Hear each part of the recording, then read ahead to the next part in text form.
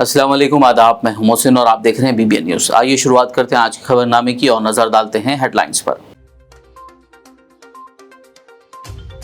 साबिक MLA आरूरी रमेश को लेकर बीजेपी और BRS में हाई ड्रामा।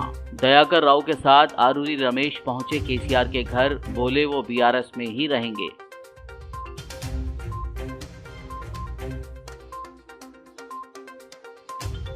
मरकजी हुकूमत ने हैदराबाद को लेकर किया बड़ा ऐलान। हर साल 17 सितंबर को हैदराबाद लिबरेशन डे के तौर पर मनाने का फैसला करते हुए जारी किया नोटिफिकेशन।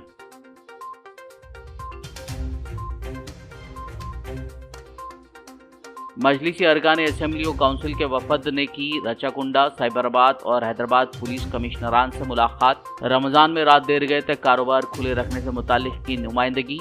कारोबार पुरअमन तरीके से चलाने कारोबारियों से की appeal.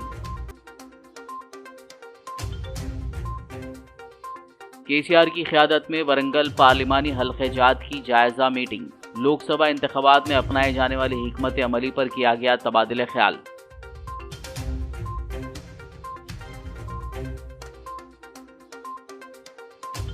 Chief minister Revanth Reddy की जानिब से 15 मार्च को LB स्टेडियम में दावत इफ्तार। हुकूमत के मुशीर मोहम्मद अली शब्बीर ने दीगर कायदीन और अहदेदारान के साथ लिया इंतजामात का जायजा। और अब खबरों की तफसील। कभी कभी एक लीडर भी पार्टी के लिए बहुत अहम हो जाता है। ऐसा ही मामला आज तेलंगाना में देखने को मिला, जब BRS के साबिक MLA आरूरी रमेश को बीजेपी और खुद BRS पार्टी अपने साथ रखने पर एड़ी चोटी का जोर लगा रही थी। बताया जा रहा है कि एक दिन कबल आरूरी रमेश ने मरकजी वज़ीर दाखिला अमित शाह से मुलाकात की थी, जिसके बाद उनके बीजेपी में शामिल होने की खबरें गश्त कर रही थी। आज सुबह BRS लीडर एरावली दयाकर राव ने आरूरी रमेश के घर जाकर उनसे मुलाकात की और उन्हें वरंगल से गाड़ी में हैदराबाद ले जा रहे थे कि रास्ते में बीजेपी कायदीन कारकुनान ने कार को रोककर आरूरी रमेश को कार से निकालने की कोशिश की और BRS पर आरूरी रमेश के किडनैप का इल्ज़ाम लगाया। ताहम आरूरी रमेश ने किडनैप की बात को मुस्तरद कर दिया, जिसके बाद दयाकर राव और आरूरी रमेश बंजारा हिल्स में वाक़े BRS सरबराह KCR के घर पहुंचे। इस मौके पर आरूरी रमेश ने मीडिया से बात करते हुए वाज़ेह किया कि वो BRS में ही हैं और दूसरी पार्टी को ज्वाइन नहीं कर रहे हैं।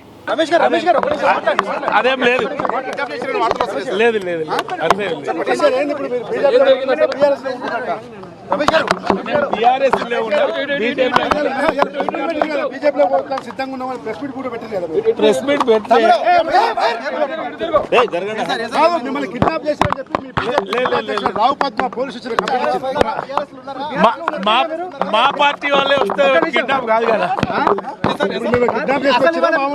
మామూలుగా మేము लोकसभा इंतखाबात से कबल मरकज की मोदी हुकूमत ने साउथ इंडिया की रियासतों पर अपनी पकड़ मजबूत करने के लिए कमर कस ली है। ऐसा लगता है कि इसी के एक हिस्से के तौर पर मरकजी हुकूमत ने हैदराबाद को लेकर एक बड़ा ऐलान किया है। हर साल 17 सितंबर को हैदराबाद लिबरेशन डे के तौर पर मनाने का फैसला करते हुए मरकजी वजारत दाखिला ने एक नोटिफिकेशन जारी किया है। नोटिफिकेशन में कहा गया है कि हैदराबाद को 15 अगस्त 1947 को हिंदुस्तान की आज़ादी के बाद 13 माह तक आज़ादी नहीं मिली। ऑपरेशन पोलो 17 सितंबर 1948 को हैदराबाद को आज़ाद कराने के लिए शुरू किया गया था और इस इलाके को निज़ाम की हुक्मरानी से आज़ाद कराया गया था। मरकज की तरफ से जारी करदा नोटिफिकेशन में कहा गया है कि अब हैदराबाद को आज़ाद कराने वाले शोहदा को याद करने और नौजवानों के जहनों में हुब्बुल वतनी का जज्बा पैदा करने हुकूमत हिंद ने हर साल 17 सितंबर को हैदराबाद लिबरेशन डे के तौर पर मनाने का फैसला किया है। सदर मजलिस इत्तेहादुल मुस्लिमीन व हैदराबाद रुकन पार्लियामेंट बैरिस्टर असदुद्दीन ओवैसी और फ्लोर लीडर अकबरुद्दीन ओवैसी की हिदायत पर आज चारशंबे को मजलिसी अरकान असेंबली और काउंसिल के एक वफद ने रचाकुंडा, साइबराबाद और हैदराबाद पुलिस कमिश्नरान से मुलाकात की और तीनों कमिश्नरेट हुदूद में रमज़ान के महीने के दौरान रात देर गए तक कारोबार को बगैर किसी रुकावट के चलने देने से मुतालिक नुमाइंदगी की। इस वफद में अरकान असेंबली जाफर हुसैन मिराज, कौसर मोहिउद्दीन, मीर जुल्फ़िकार अली, माजिद हुसैन, मोहम्मद मुबीन और अरकान काउंसिल रियाजुल हसन अफंदी, मिर्जा रहमत बेग शामिल थे। बाद-ए-आज़म जाफर हुसैन मिराज ने मीडिया से बात करते हुए मुलाकातों की तफसील बताई और तमाम कारोबारियों से अपील की कि वो अपने कारोबार को पुरअमन तरीके से चलाएं और रमज़ान के मुक़द्दस महीने में अमन बरकरार रखें। आज नक़ीब मिल्लत बैरिस्टर असदुद्दीन अवैसी साहब की हिदायत पे और अकबरुद्दीन अवैसी साहब की लीडरशिप में आज हमने Hyderabad police commissioner, Cyberabad police commissioner, Rachakonda police commissioner, तीनों कमिश्नर से मुलाकात की। ये मुलाकात करने का मेन मकसद ये था कि चूँकि कल रमज़ान जैसे ही शुरू हुआ, रात में कुछ एरियो के अंदर पुलिस वालों ने होटल्स, शॉप्स, इस्टेब्लिशमेंट को क्लोज़ कर रहे थे, जिसके ऊपर कंप्लेंट आई। तो सदर मजलिस ने कहा कि फौरी जाकर इत्तला दीजिए इन लोग को, ताकि ये लोग बंद ना कर सके।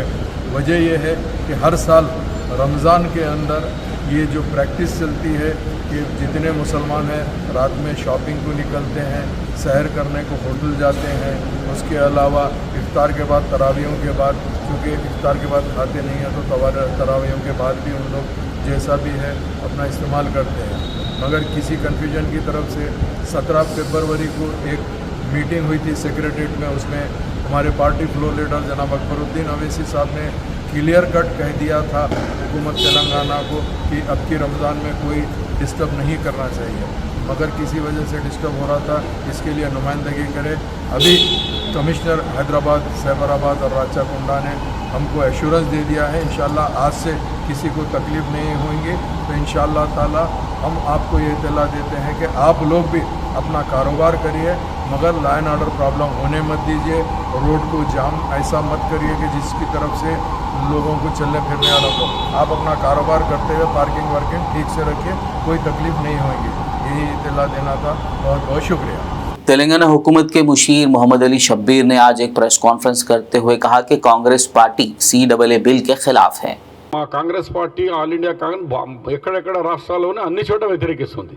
నాట్ ఓన్లీ తెలంగాణ, భారతదేశంలో కాంగ్రెస్ పార్టీ రాష్ట్రాలు ఎక్కడ ఉన్నాయి అన్ని వ్యతిరేకిస్తున్నారని నేషనల్ వైడ్ చెప్పినాక ఒక్కొక్కరి స్టేట్ సపరేట్ కాదు, అవసరం ఉన్నప్పుడు రేవంత్ రెడ్డి గారు కూడా స్టేట్మెంట్ చేస్తారు తర్వాత. కానీ ఇది మాత్రం ఇది నేషనల్ పార్టీ, గవర్నమెంట్ కూడా నేషనల్ పార్టీ, డిసిషన్ అనేది నేషనల్లో అవుతుంది. నేషనల్లో డిసిషన్ అయిపోయింది, వాళ్ళు చెప్పేసినారు. ఈ CAA బిల్కు మేము వ్యతిరేకం. डिप्टी CM भट्टी विक्रमार्का ने वजीर उत्तम कुमार रेड्डी के हमरा नारायणपेट जिले का दौरा करते हुए मुख्तलिफ प्रोग्रामों में हिस्सा लिया। इस मौके पर मक्थल में मुनक्किदा प्रजा दीवाना सभा से खिताब करते हुए डिप्टी चीफ मिनिस्टर भट्टी विक्रमार्का ने कहा कि पालमूरी की तरक्की उनकी हुकूमत का बुनियादी मकसद है। उन्होंने कहा कि कांग्रेस हुकूमत संगम बांधा प्रोजेक्ट को मुकम्मल करेगी और मक्थल हल्के में 25,000 एकड़ अराजी को सैराब किया जाएगा। మక్తల్ శాసనసభ నియోజకవర్గం అత్యంత వెనుకబడి ఉన్నటువంటి ప్రాంతం. ఇటువంటి వెనుకబడి ఉన్నటువంటి ప్రాంతంలో ఈ ప్రాంతాన్ని సస్యశ్యామలం చేయాలని ఆనాటి రాష్ట్ర ముఖ్యమంత్రి, కాంగ్రెస్ ముఖ్యమంత్రి డాక్టర్ వైఎస్ రాజశేఖర రెడ్డి గారు ఈ ప్రాంతంలో ఈ సంగమండ బ్యాలెన్సింగ్ రిజర్వాయర్ ని ఇక్కడ కట్టి ఈ ప్రాంత ప్రజానికానికి దాదాపు 70,000 ఎకరాలకి నీళ్లు అందించాలనేటువంటి ఆలోచనతో మొదలుపెట్టినటువంటి బ్యాలెన్సింగ్ రిజర్వాయర్ ని ఈరోజు చూస్తూ ఉంటే నిజంగా ఎంతో ముందు చూపుతో ఆనాటి కాంగ్రెస్ నాయకత్వం పెద్ద ఎత్తున చేసినటువంటి జలయజ్ఞ ప్రాజెక్టులో ఈరోజు నీళ్లు పారుతా ఉన్నటువంటి ఆనందాన్ని మీ అందరితో పంచుకోకుండా ఉండలేకపోతా ఉన్నాం. ఇటువంటి సంగమండ ప్రాజెక్టుకి సంబంధించి లోయర్ లెఫ్ట్ కెనాల్కి సంబంధించి బండ పగలగొడితే దాదాపు 25,000 ఎకరాలకి నీళ్లు పారటానికి అవకాశం ఉండి కూడా కింద కాలం అంతా పూర్తయింది. గ్రామీణ ప్రాంత ప్రజానికం నీళ్ల కోసం ఎదురు చూస్తూ ఉన్నారు. పంటలు పండించుకోవటానికి భూములు ఎదురు చూస్తూ ఉన్నాయి. పైన నీళ్లున్నాయి, కానీ మధ్యలో ఉన్నటువంటి చిన్న బండను పగలగొట్టడానికి దాదాపు 1 దశాబ్ద కాలం ఈ ప్రాంతాల్లో పాలన చేసిన టీఆర్ఎస్ పార్టీ పట్టించుకోకుండా వదిలేయటం వల్ల గత 10 సంవత్సరాలుగా 25,000 ఎకరాలు పండాల్సిన పంట భూములు పండకుండా ఎండిపోయి ఉన్నటువంటి ప్రదేశాన్ని చూస్తూ ఉంటే నిజంగా कांग्रेस के सीनियर लीडर MLC जीवन रेड्डी ने कहा है कि कालेश्वरम प्रोजेक्ट बगैर मेडीगड्ढा के नहीं है। उन्होंने सवाल किया कि क्या पूरा प्रोजेक्ट नाकाम हो जाएगा अगर मेडीगड्ढा टूट जाएगा।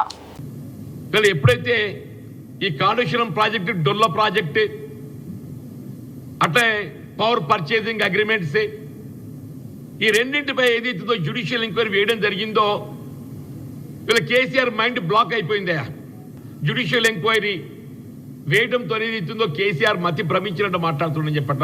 మేడిగడ్డ 2 పిల్లలు కుంగిపోతే ఏమైంది? అరే మనిషి గుండెగా పోయానికి ఇంకేం మిగులుతుందా? Kaleshwaram project is based on Medigadda. Medigadda లేకుండా కాళేశ్వరం ప్రాజెక్టే లేదు.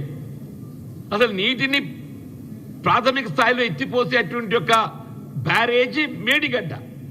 बीआरएस सरबराह केसीआर की क़यादत में वरंगल पार्लिमानी हल्क़े जात की जायज़ा मीटिंग मुनक़्क़िद हुई। बंजारा हिल्स में वाक़ केसीआर की रिहाइशगाह पर मुनक़्क़िदा इस मीटिंग में केसीआर ने लोकसभा इंतख़ाबात में अपनाई जाने वाली हिकमत अमली पर तबादला ख्याल किया। इस इजलास में कड़ियम श्रीहरि, अरवली दयाकर राव, मधुसूदन चारी, पी दयाकर, आरूरी रमेश, जी वेंकट रमना रेड्डी, जी ज्योति और कई दीगर अहम क़ायदीन ने शिरकत की।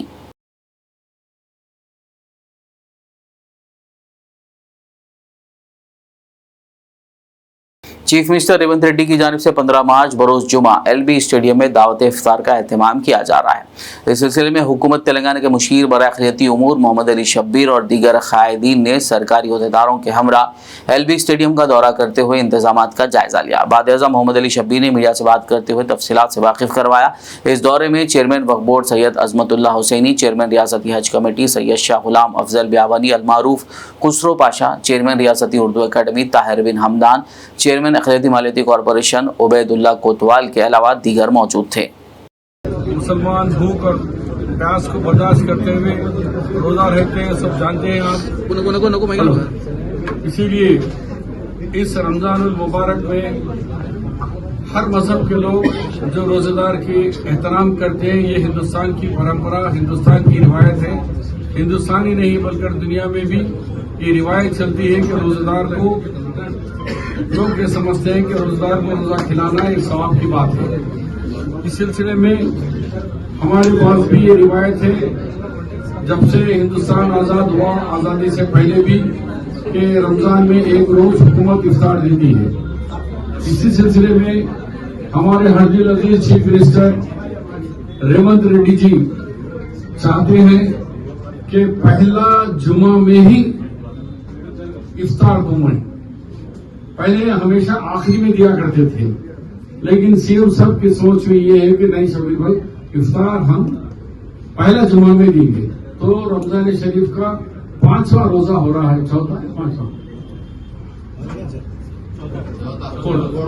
4था रोजा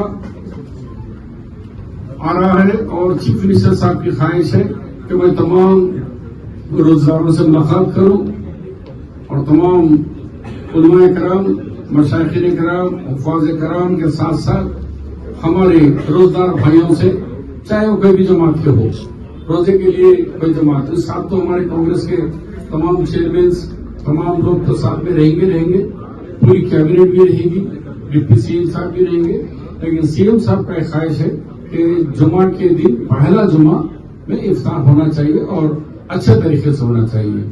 वक्त कम है, फिर भी हमारे ऑफिसर्स बड़े चैलेंज को कबूल कर लिए हैं। उसके साथ साथ हमारे हज कमेटी के चेयरमैन, वक्फ बोर्ड के चेयरमैन और minority Urdu academy chairman, minority finance corporation chairman और क्रिश्चियन माइनॉरिटी के तमाम चेयरमैन के साथ साथ आला ओहदेदार पूरे यहाँ मौजूद हैं।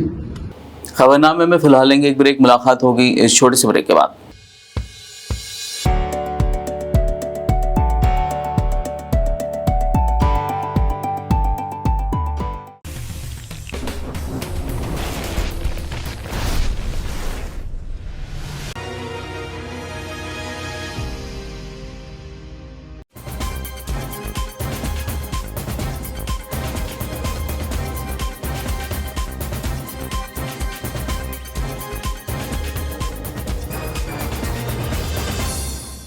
ब्रेक के बाद खबरनामे में आपका दोबारा खैर मकदम। आइए बढ़ते हैं मजीद खबरों की जानिब। वज़ीर आला रेवंत रेड्डी के अपने हल्के कोडंगल में पीने के पानी की किल्लत से लोगों को कई मुश्किलात का सामना करना पड़ा है। उन्होंने खाली घड़ों के साथ आज एहतजाज किया। कोडंगल हल्के के मुद्दूर मंडल के तूरेपल्ली गाँव में 10 दिनों से पीने के पानी की अदम दस्तियाबी से लोगों को मुख्तलिफ मसाइल का सामना है। मुकामी लोगों का कहना है कि उन्होंने पानी के मसले पर हुक्काम को कई बार बताया है, ताहम कोई तवज्जो नहीं दी जा रही है, जिस वजह से उन्होंने आज रोड ब्लॉक करते हुए एहतजाज किया।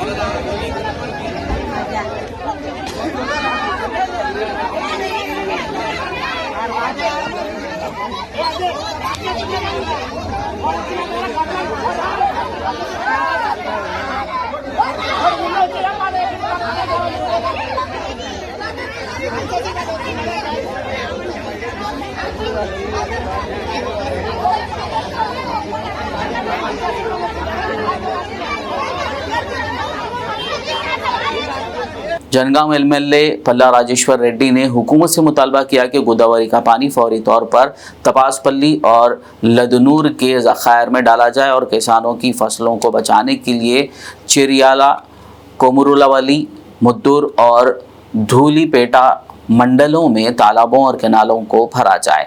सिद्दीपेट ज़िले के चिरियाला कस्बे में आज चारशंबे के रोज़ मुनक्किदा एक प्रेस कॉन्फ्रेंस में एमएलए पल्ला राजेश्वर ने कांग्रेस पार्टी इंचार्ज के प्रताप रेड्डी और उनके बेटों को तनकीद का निशाना बनाया। उन्होंने कहा कि कांग्रेस हुकूमत किसानों के मफाद में काम करने का दिल नहीं रखती। उन्होंने सवाल किया कि गोदावरी का पानी दस्तियाब होने के बावजूद तपासपल्ली और लदनूर के ज़खायर क्यों नहीं भरे जा रहे हैं।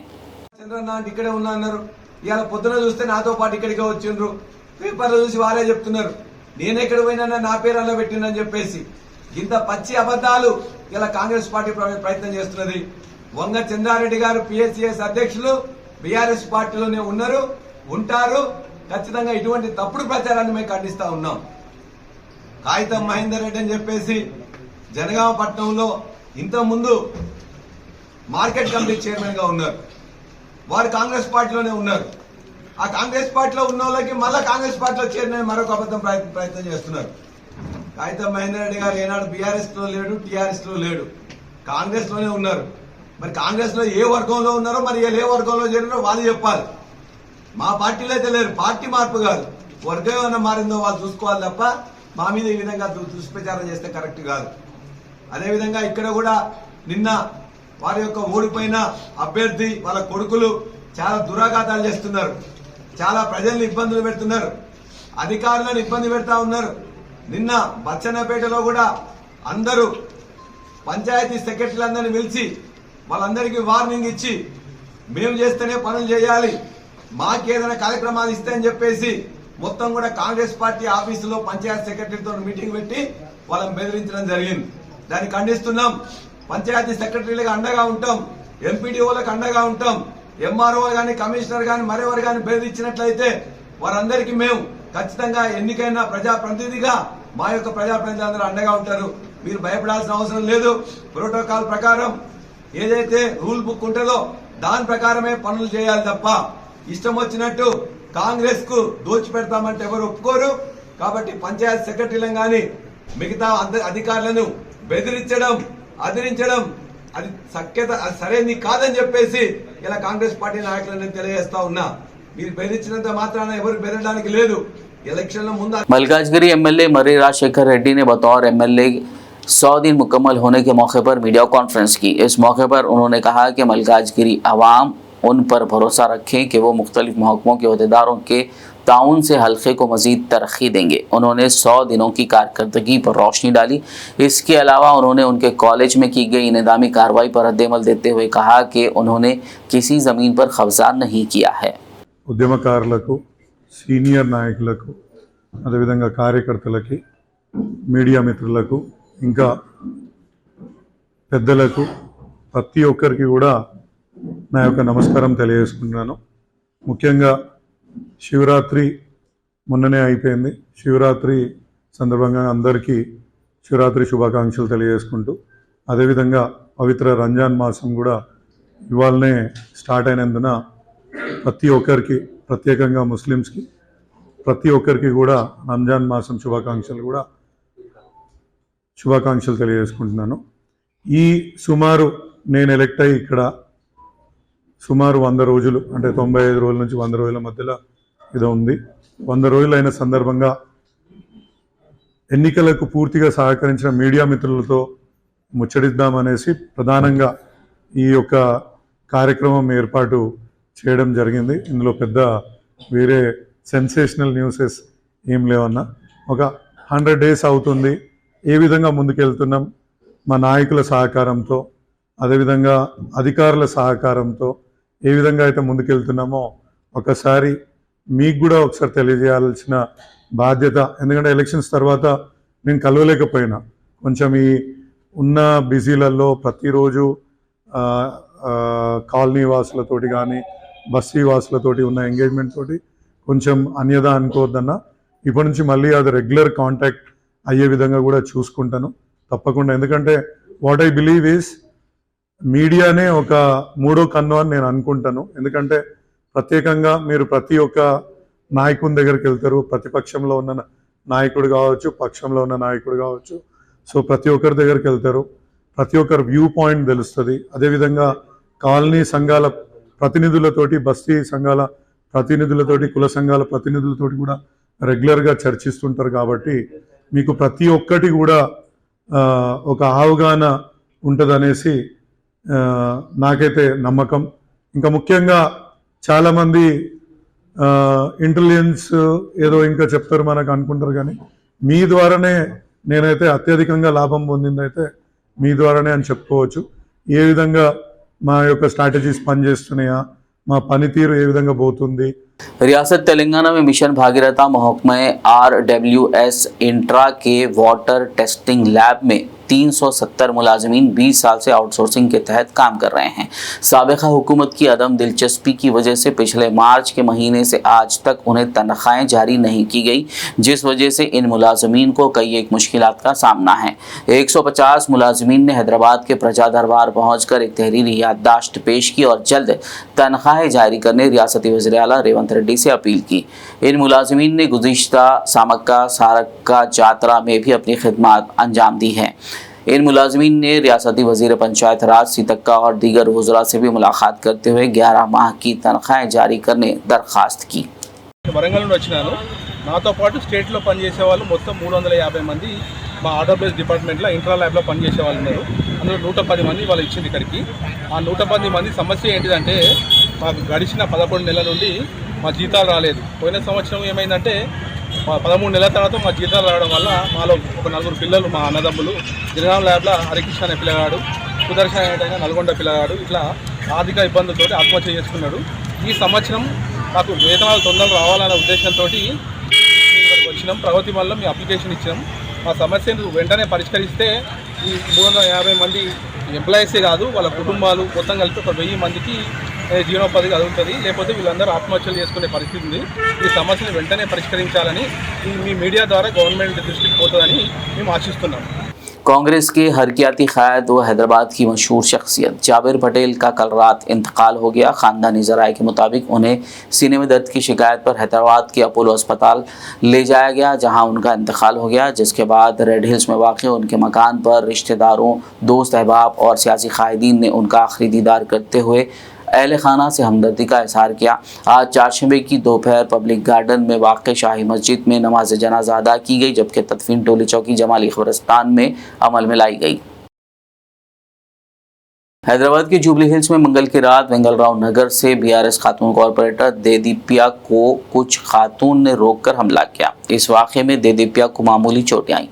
कॉरपोरेटर देदीप्या और उनके शौहर ने जुबली हिल्स पुलिस स्टेशन में हमले के बारे में शिकायत दर्ज करवाई। कॉरपोरेटर देदीप्या ने इल्ज़ाम लगाया कि ख़वातीन ने मुकामी कांग्रेस लीडरों की मौजूदगी में उन पर हमला किया। ऐसा लगता है कि फ्लेक्सी के तनाज़े ने ये हमला किया गया। शहर हैदराबाद में मुफ्त की हलीम लेने पहुंची बेकाबू हवाम पर पुलिस को लाठी चार्ज करना पड़ा।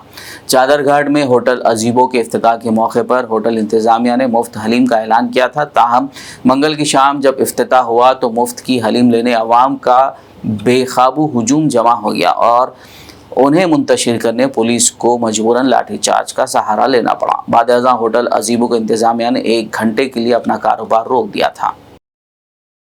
बगैर किसी इत्तला के बीदर बल्दिया जनरल बॉडी इजलास कैंसिल करने पर अराकीन बल्दिया ने एहतजाज किया। बीदर मजलिस बल्दिया सदर जनाब मोहम्मद गौस की जानिब से 13 मार्च को बजट मीटिंग बुलाई गई थी, लेकिन आज बगैर किसी इत्तला के मीटिंग कैंसिल करने पर अराकीन बल्दिया ने एहतजाज किया। अराकीन बल्दिया का कहना था कि रिश्वतखोरी और बदउनवानी उरूज पर है। हम इसी का पर्दाफाश करने और अवामी मसाइल उठाने के लिए जनरल बॉडी मीटिंग बुलाने का मुतालबा कर रहे हैं, लेकिन बल्दिया सदर और मुतालिका वज़ीर पार्लिमानी इंतखाबात से पहले अवाम की नाराज़गी ना चाहने और भांडा फोड़ने के डर से जनरल बॉडी मीटिंग को अचानक ही बिना किसी नोटिस के कैंसिल कर दिया है। इस दौरान पुलिस ने मौके पर पहुंचकर हालात पर काबू किया।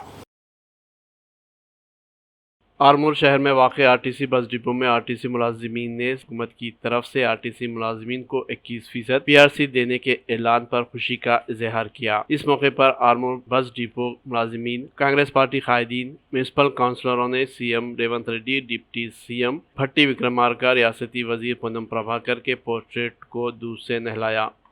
आरटीसी बस का हमारे रेवंत रेड्डी अन्ना जो आरटीसी बस फ्री करे और हमारे विनय रेड्डी अन्ना जो आज हर वार्ड में जो कामा करा तुम बोल के पूरे कामा कर तुम बोल रहे, और हमारे जो कार्यकर्ता हैं उसको मिल के जो मेहनत करके हमारे विनय रेड्डी अन्ना को, रेवंत रेड्डी अन्ना को अच्छा हम काम करेंगे बोल के आरटीसी वालों को भी, और जो हमारे बड़े आदमी हैं उनको भी मैं बोल रहा हूँ अच्छा ये आरटीसी के जो डेवलपमेंट को भी काम करेंगे और गलिया में भी काम करेंगे। आज जो करंट बिल फ्री हो रहा सो बहुत बहुत शुक्रिया, गरीबा याद कर रहे हैं, गरीबा को बस फ्री है बोल के भी वो भी याद कर रहे, हर आदमी गरीब याद कर रहा।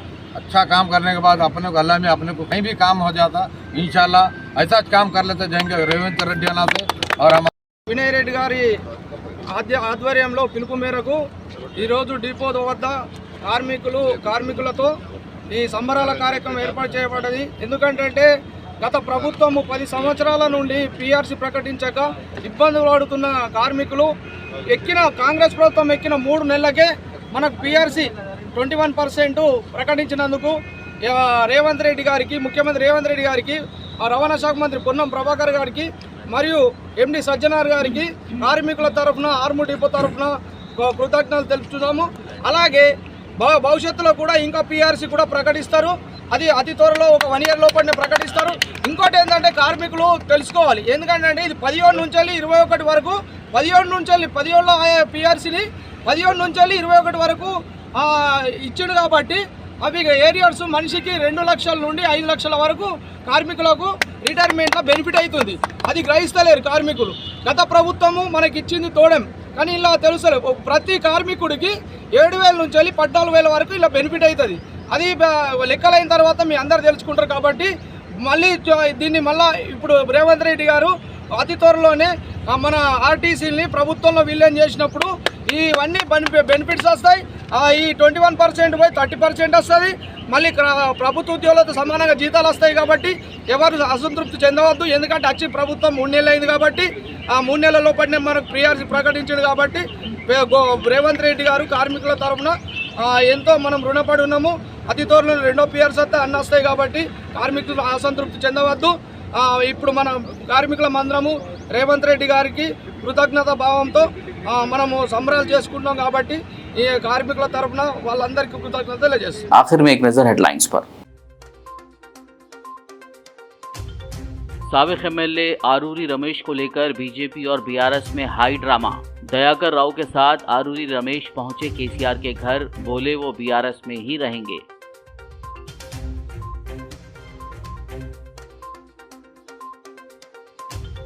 मरकजी हुकूमत ने हैदराबाद को लेकर किया बड़ा ऐलान। हर साल 17 सितंबर को हैदराबाद लिबरेशन डे के तौर पर मनाने का फैसला करते हुए जारी किया notification.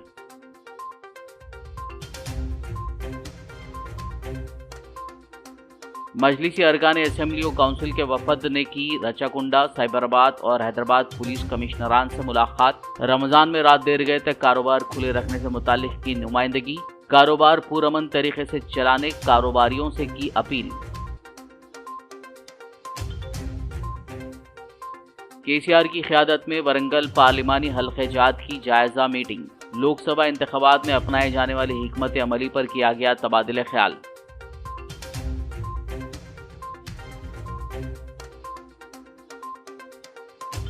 Chief minister Revanth Reddy की जानिब से 15 मार्च को एलबी स्टेडियम में दावत इफ्तार।